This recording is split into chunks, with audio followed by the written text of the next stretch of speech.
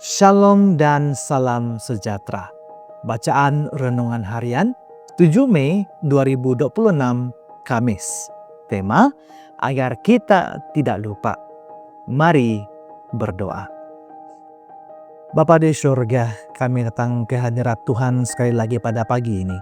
Memohon dan mengundang agar Roh Kudus-Mu memimpin kami untuk mengerti firman yang kami akan dengarkan melalui renungan pada pagi hari ini. Dalam nama Yesus, hamba sudah berdoa. Amin. Tajuk bacaan, berkenalan dengan John Nevin Andrews. Ayat inti, berusahalah supaya ternyata kamu diredai Allah, seorang pekerja yang tidak perlu berasa malu, yang menyebarkan kebenaran dengan sewajarnya. 2 Timotius pasal 2 ayat 15. John Nevin Andrews merupakan cendekiawan terkemuka dalam kalangan gereja Seventh-day Adventist yang masih muda.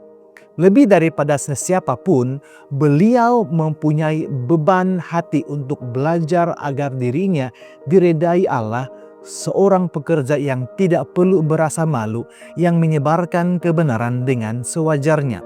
2 Timotius pasal 2 ayat 15. Dilahirkan pada tahun 1829 di Poland, Maine, sewaktu dewasa Andrews mampu membaca Alkitab dalam 7 bahasa dan mengaku memiliki kemampuan untuk menghasilkan semula seluruh perjanjian baru daripada ingatan. Hidupnya dipenuhi dengan pembelajaran sehingga kematiannya yang tidak disangka-sangka pada tahun 1883. Tepatnya John Nevin Andrews yang berusia 15 tahun menemukan sendiri message tentang hari Sabat apabila sebuah salinan risalah tahun 1845 oleh T.M. Preble mengenai hari ke-7 jatuh ke tangannya tidak lama selepas diterbitkan.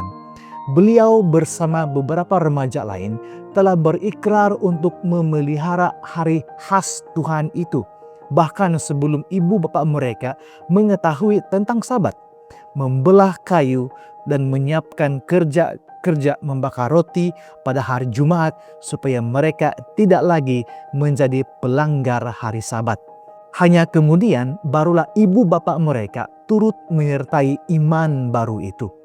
Andrews pertama kali bertemu dengan pasangan wife pada September 1849 apabila pasangan itu menyelamatkan beberapa orang dewasa dalam keluarganya dan masyarakatnya daripada kefanatikan. Pada ketika itu, setelah melihat kesan mengganggu dari ajaran-ajaran mereka, beliau berkata, "Saya sanggup menukar 1000 kesalahan demi 1 kebenaran." Pada tahun 1850, John mula mengembara sebagai pendeta Sabbatarian di New England. Namun dalam tempoh 5 tahun, beliau menjadi amat lemah tidak berdaya akibat kajian yang mendalam serta program penulisan dan ceramah umum yang padat. Setelah kehilangan suaranya dan mengalami kecederaan pada penglihatannya, beliau pergi ke Waukegan, Iowa untuk bekerja di ladang ibu bapaknya sementara memulihkan kesehatannya. Namun, walaupun dalam keadaan seperti itu, beliau tidak dapat menjauhkan diri daripada buku.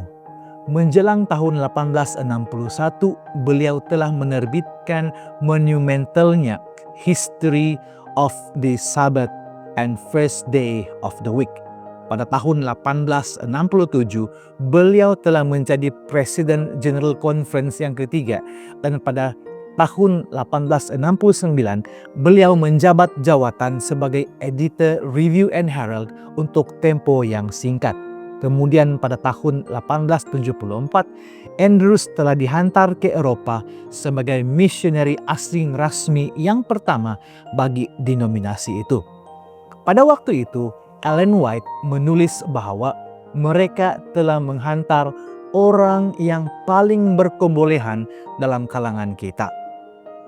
Tidak ada batasan bagaimana Tuhan dapat menggunakan orang-orang yang mendedikasikan hidup mereka kepadanya dan mempelajari firman-Nya. Tolonglah aku ya Tuhan, agar aku menjadi seorang pekerja yang tidak perlu berasa malu dalam hal berkaitan kitab suci-Mu. Demikianlah bacaan renungan kita hari ini. Tuhan memberkati kita semua. Amin.